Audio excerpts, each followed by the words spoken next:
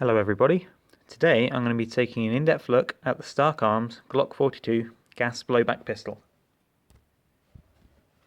The Stark Arms Glock 42 was released about 2 weeks ago in this very interesting packaging that you can see here, and has unfortunately already caught the attention of Glock, who aren't happy that Stark Arms are making these unlicensed replicas. In fact, Glock won't license any replicas, so any Glock replica they're unhappy with, but this one in particular they've been targeting since its release. I bought it from WGC shop in Hong Kong, and just as I placed the order, about 20 minutes later, it had gone from the website. Luckily they dispatched mine, and the product did actually reappear on the website. It's back on there now, but they've got a notice on there saying no customers in Europe and the USA, so obviously Glock are taking this quite seriously and saying that anywhere that their patents cover, they can't actually sell these. That's one of the reasons that Stark Arms has, instead of using their own branding, have decided to sell this under the name of Hogwarts weapon technology, which is a very cringy take on Hogwarts. Of course, they couldn't use Hogwarts either, because then they'd be sued by just about everyone. So, it does come in this very strange magic notebook packaging. Surprisingly well made, actually. I thought it would just be a bit of folded paper, but it's actually quite good quality, so I suppose it's a nice change from the usual cardboard box that you get. It doesn't say what's actually in it, just says magic notebook. So inside, and it's got a little magnet sort of seal there. Inside we have our very tiny little handgun. Nice foam cutout, got space for a larger magazine because you can also buy an extended 14-round magazine. And underneath we have our little dry fire adapter, which lots of manufacturers seem to be including nowadays, copying TM, of course. And we get our little pamphlet saying how to use it, disassemble it. The very useful exploded diagrams on the back, which I always appreciate for when I inevitably decide to take the gun apart for no reason. And there we go, Magic Notebook Volume 1 by Hogwarts. Yeah, don't know what they were thinking with that. 42 gas type gas pistol. Interesting it says Volume 1. Perhaps they're going to be making some other small handguns, which would be really cool, because I am a big fan of these little compact concealed carry kind of guns. So one thing that you will immediately notice when you get this is that it is ridiculously small. I've got small hands, so you don't really get a great sense of scale here, but this is a very, very small gun. If I grab another handgun made by the same company that made this, I'm not actually going to mention exactly who makes this. It's kind of a chain of companies covering up other companies. I've mentioned Stark Arms, but Stark Arms are made by the same people who make this. So if you know who makes this, you'll know who I'm talking about. They make various electric guns as well, like the Scars, a few M4s and things. I'm going to need to review this at some point. A very cool pistol. I know that a lot of people won't be interested because it's associated with Cybergun, but it really is an excellent pistol. Now let's do a little size comparison. It really is laughable. Have a look at that. It's at least half the width. You know, 2/3 of the length, and so much shorter. Ridiculous. This is quite a large pistol, but this is really as small as you can get with a functioning airsoft gun. If I grab something a little bit smaller than that FNX, I've got our USP compact here, and again, makes it look like a little toy. We've got a Beretta 1934, which is a very small pistol made by Western Arms. I'm going to review that at some point. Very cool little handgun. It's amazing that this was actually a standard issue sidearm in World War II. You can see these are actually more similarly sized. Can't say that. There we go. So not such a massive difference here, although this is much heavier and thicker. That's something that really strikes you with the Glock, is just how thin it is. It's actually thinner than my thumb. About the same width as my middle finger. Crazy, ridiculously small. Of course, not quite as small as something like a Colt 25 automatic. This is a model gun, so not actually an airsoft gun. Very cool little model gun. And you can see that that is a proper little mouse gun. This is a pocket gun, or concealed carry gun. But still, very, very small, very, very thin. Actually quite comfortable though. Obviously, being a Glock, it's all quite nicely... ergonomics quite good. Good grip angle. And it's got that nice little... I guess it's kind of a beaver tail. Beaver tail's more that. I'm trying to think of what that's called. That little overhang there sits in your hand very nicely. And makes it quite usable actually. Unlike something like this little Colt 25 where you can literally only get one finger on the grip. This Glock is actually a viable kind of backup gun for airsoft use. The gun weighs 390 grams.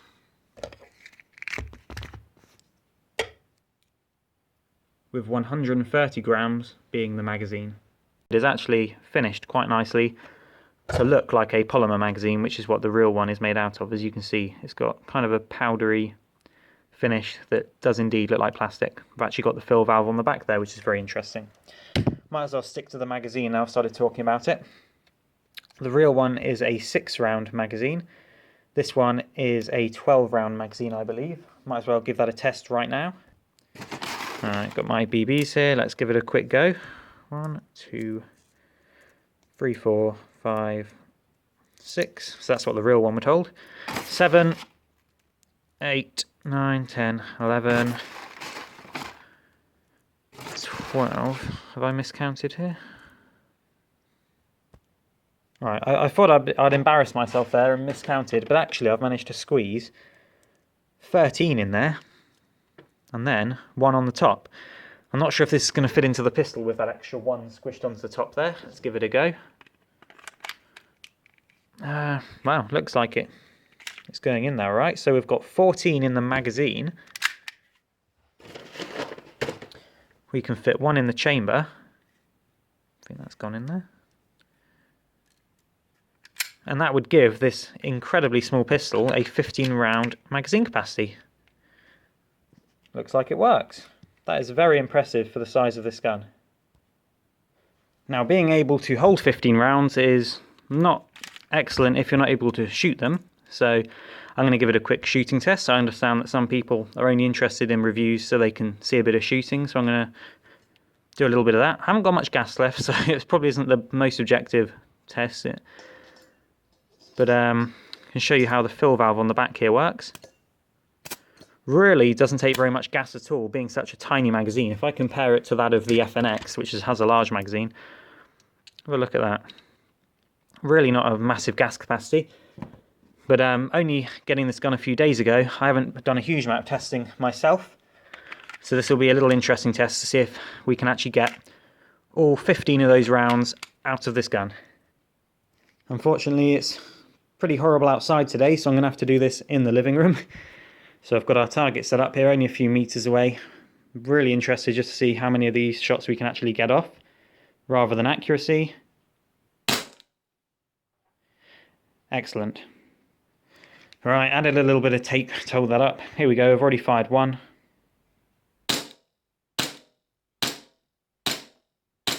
Very impressive kick for such a small gun.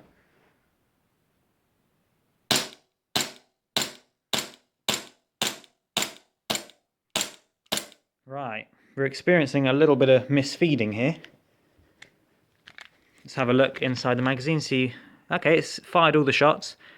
It looks like it simply hasn't locked back on the last shot there. I'll see if I can get it to lock back now. And there we go, with the last shot. Right, so right towards the end there are a couple of misfeeds, which is something that I've actually read about online, that some people are indeed experiencing misfeeds. But I think that's not actually a bad test. The magazine's quite cold. Refill it now just so I don't forget. But actually, considering that the kick stayed consistent right through to the end of the magazine, we did have 1 or 2 misfeeds towards the end where it didn't feed properly. But I think if you loaded these to the 12 that they specify for this gun, I think that is quite impressive actually, just considering how tiny this magazine is. No cooldown either. It's very hard to shoot accurately while trying to film something, but as you can see here, at about 2 or 3 meters away, obviously, you get a grouping smaller than the gun, which is good. Hop up is actually surprisingly consistent too, so I think in conclusion of that little bit of shooting, combined with the FPS which WGC have confirmed is about 230 to 240 FPS, this is actually quite a usable gun.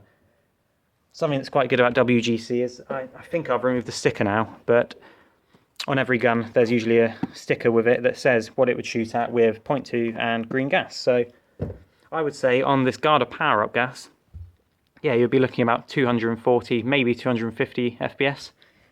And it definitely seems like it handles it quite well. You'd think that a tiny gun like this might not be able to take the pressure of a very powerful gas like that, but it does it with good kick. Do a few more little test shots here for you. Holding the slide release down, very flat, very low profile, quite hard to hold. Okay, getting a little bit of cooldown now. Nice metallic noise from it. And there we go, lock back. Overall, I'm very impressed actually with the way this shoots, especially compared to equally small guns like this Western Arms. The Western Arms can hold about 22 rounds, but it really is quite pathetic in terms of shooting. I can only really... I'm going to do a proper review on this to discuss it a little bit, but I rarely get more than 10 shots out before this runs out of gas, so really not very impressive in terms of performance. This I actually couldn't be more happy with. Right, so again, I know that people are interested in performance and things, so before I get to all the boring stuff like the quality and things, which is what interests me, I'll quickly show you how to adjust the hop up. If you didn't notice how I did that there, it's literally the same as any other Glock. If I reassemble it, you simply cock it, pull down the 2 tabs and push off the front. Couldn't be easier. And there you go, standard TM style hop up. It's actually got one of these funny shaped little buckings that you get in some of these or newer guns. Probably won't be able to see that. There you go, it's sort of a split bucking, which I guess is meant to be better. But yeah, it all seems to work quite well. Very short little barrel there. Put it back in. It's actually spring loaded to stop any jams. And we've got a really interesting design recoil rod here, which is the same as the real one. Look at that. Very interesting. So put that back in and pistol goes back together. Okay, so time for a slightly closer look at the pistol. Quality is very impressive actually. It's quite hard to appreciate quality on such a small gun. Obviously all the materials are quite thin. You can actually squeeze the grip here because there is such a lack of material. But regardless, quality is very good and there is virtually no wobble. It's probably the most quiet pistol you can when you give it a shake like that. Really good quality. Plastics are very good. Something that's been a little disappointing I've found recently with my USP Compact Tokyo Marui is that some of the plastics are starting to shine up a little bit. The areas that come into contact the most, the slide looks alright, but the frame especially, starting to get these very shiny looking areas which just looks very toy-like. This seems to be the kind of plastic that just won't do that. Got a little bit of dirt on it. Definitely seems to be a higher quality plastic, I would say. Or at least one that's a little more wear resistant. So very good plastic. There are seams down it, just like you'll get on the real gun, of course. Quite a prominent one around the back here, back strap area. I actually took a penknife and removed that because it was sort of digging into my hand a little bit, so that could be something you might need to do. But other than that, very nicely moulded. It is quite lightweight. With the magazine in, definitely feels a lot more solid. I'll go over some of the parts now that are metal and which ones are plastic. So obviously plastic frame, plastic trigger as with any Glock, plastic magazine release, which is a little flimsy possibly. A few times I've pushed it too far and it's actually gone into the mag well and sort of fallen out. So be careful with that, don't press it too hard. Something that might encourage you to press it too hard is the fact that the magazine doesn't drop free. does sometimes, but not really. So don't go pushing this as hard as you can. It's better just to push it a little bit and then pull the magazine out. Right, so I've got a pin here which is steel. I've got a metal slide catch which is steel. Slide is indeed metal, not steel. It's just the usual sort of zinc alloy that you find most manufacturers use in airsoft. Very good noise from it though. Sights are plastic as expected from a Glock. Back plate here is metal. Slide rails, chassis is of course metal. Lots of steel parts including the hammer, takedown pins. Front sight might actually be metal. I just realised there's a screw going through it holding it on, so that could be metal. Very hard to tell with something that small. Outer barrel is metal, and the guide rod is all plastic. I think that is as per the real seal. So let's have a look at some of the trademarks and details on it. I've got nice texturing, nothing too aggressive. Do get a good purchase on it though, which is important with a gun this tiny. I've got quite small hands, so I can hold it reasonably comfortably, especially with the magazine in. I can actually just about get all my fingers on because again I do have small hands. So, somebody with larger hands would only be able to get 2 fingers on. So you might have to purchase one of the extended magazines, which extends about that much and offers you a few extra BBs in the magazine. That's something that Stark Arms sell, about $25 I believe, so not expensive at all, magazines. Very nice trademarks, all authentic for people that are interested in that. Made in USA, Glock Inc., Georgia. These trademarks are actually covered up by a Made in Taiwan sticker, but that peeled off easily enough. We got this little mark here. I'm not actually familiar with what that mark is. Same one on the frame, perhaps where it's assembled or something. Not entirely sure. And we've got some more markings nicely engraved on the chamber there, which match up with your little serial tag here, which is moulded into a little bit of shiny metal in the frame there. Got our Glock logo there, Glock 42. This is obviously why Glock aren't too happy about this gun. Very nice finish actually on the slide. You find some cheaper metal pistols especially that have quite a grainy powder coat, quite rough. This is really nice flat matte finish and seems quite hard wearing. The only bit of wear I've encountered so far is at the slide stop position, which is unfortunately wearing away a little bit. So if you're going to buy one of these, try not to release it too much using the slide stop. You can of course release it with an overhand rack like so, because the magazine catch is correctly sprung. All magazine catches, at least for most conventional handguns, should be sprung so they always want to move downwards. So when you release pressure, it drops out the way like that. Only finish problems, overall very nicely finished. Only slight problem is perhaps on the back of the slide here, the rear corner. As you can see, there's a bit of sort of pitting or where the finish hasn't adhered to it quite properly. I only actually noticed that under inspection, under the camera here. That's not something I noticed in my shooting or my initial overlook of the little quick look of the pistol. So it's not a big deal, especially since it is so tiny. It's very easy to scrutinize when you're looking at a camera like this, but you've got to remember this is a minuscule pistol, and there are similar little sort of defects over the FNX, which are going to be more obvious because it is a larger pistol. Like in the chamber there are a few kind of dodgy bits of casting. Anyway, back to this gun. Trigger, as I said, is plastic. As you can see, it stays in the rearward position when you're when the gun is not cocked. So after you pull the trigger, it stays back, which is very good. When you cock it, it flies forward. We've got our Glock trigger safety, which is a little bit awkward on this gun. When you're shooting a normal handgun, the correct practice, and this is quite easy to do because the grip fills your hand, is to pull the trigger with the tip of your finger. That is how you get sort of that's the proper way of pulling a trigger, rather than hooking your finger around like this. So that's fine when you've got a large grip to work with. However, when you've got such a tiny gun as the Glock 42, you find that your hand sort of consumes the pistol like that, and it is much harder to pull the trigger with the tip of your finger. As you can see, your hand has to kind of bend back outwards and very delicately pull the trigger. There you go. A little bit of gas spray because I was holding it down. So that's a little bit of a problem for this trigger safety, because you find yourself naturally pulling the trigger with the middle part of your finger, and as you can see, it's not actuating the safety.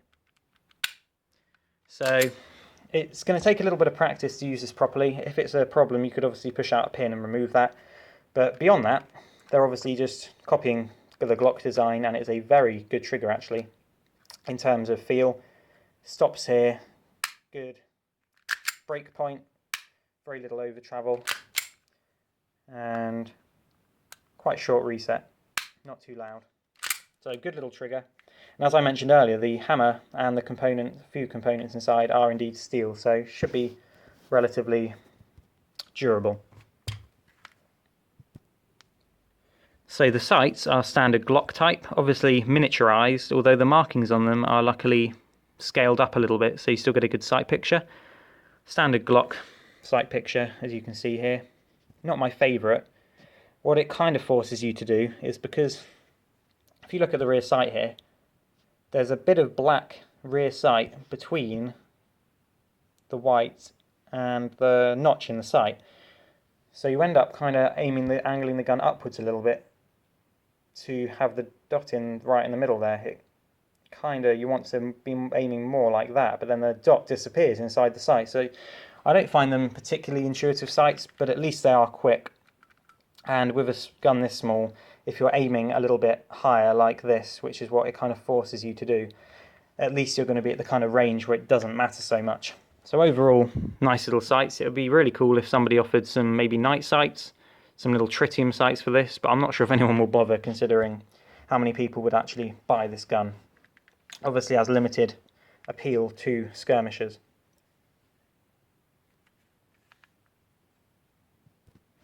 Okay, I'm going to have a closer look with you at what's actually inside the gun. So again, racket, pull the tabs down, straight off, no problem.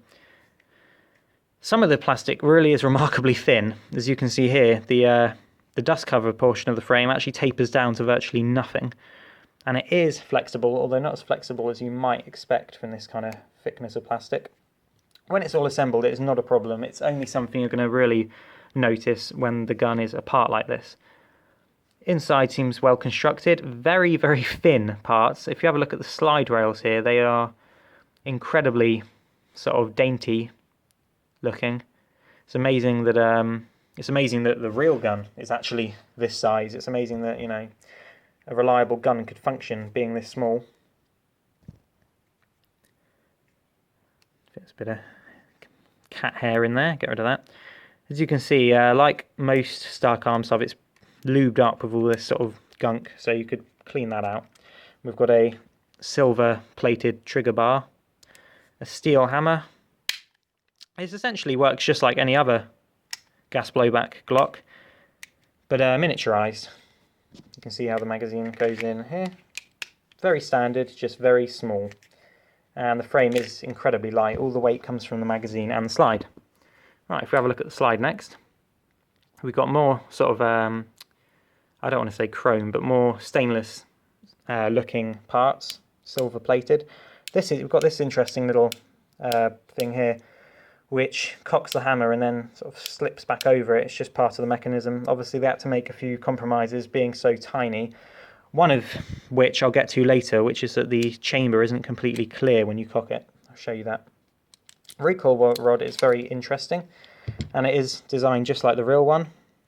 It's a captive recoil rod made out of plastic with sort of 3 different parts that are moving at once. It's quite complex, but it does work well and provides good spring tension, so you get a good snappy kick. Barrel is of course metal, very nicely trademarked, very well cast piece, and it is sprung just like on the FNX because they're made by the same people, and this is to stop jamming. This was an idea that TM came up with actually on their Detonics pistol. Quite a while ago they started doing this, and it stops any jamming. If you've owned a WE 1911 or something, you'll know that the chamber likes to get jammed on the top of the slide. Incorporating a spring stops that from happening. And there we have our hop up. All seems very good quality. We've got our blowback unit here of our piston. Again, it's all very similar to a conventional gas blowback pistol. It's simply miniaturized. And the front sight is screwed on here rather than sort of molded into the slide or whatever, so that could be a part you could replace. Stark Arms guns usually take real steel parts just fine, so that's quite interesting actually, that you'd probably be able to swap these if you live in the States or somewhere. You could quite possibly swap these parts for those that belong on the real gun. So I'm not sure how many companies are making night sights and things, but I'd expect them to fit on here. And that should go for the rear sight, which looks like it might actually be screwed in. On the other Stark Arms Glocks, it's dovetailed. So this might be slightly different, but still, all very good quality. I'll show you what I mean about the slight compromise in terms of realism when you open the slide. The piston doesn't retract fully. You can actually make it retract by pushing it, and that kind of forces it against the hammer. The issue that can happen when you do that is if you were to pull the trigger now, the hammer would release slightly and you'd jam the gun up, and it's quite a pain to resolve. So don't do that. You'll just have to accept that you don't get a totally clear chamber, and it's just due to the position of the hammer. Obviously they were very limited with space in here, and the hammer slightly intrudes into the space of the piston. You can move it out of the way, but I wouldn't. Still doesn't look too bad.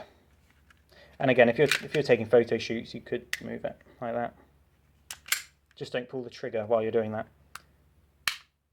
Very nice crisp trigger actually, very happy with that. So yeah, overall quality really is excellent.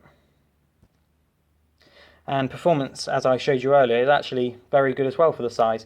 I'm really finding it hard to think of anything that I'd say I dislike about this pistol. Perhaps the fact that the slide stop seems to be eating away at the slide a little bit is a bit of an issue, but you just have to refrain from releasing the slide too much manually. Overall, it is a great feeling pistol. It is excellent in terms of performance for its size, and it's such a unique little replica. For anyone that feels like adding something like this to the collection, I would totally recommend it.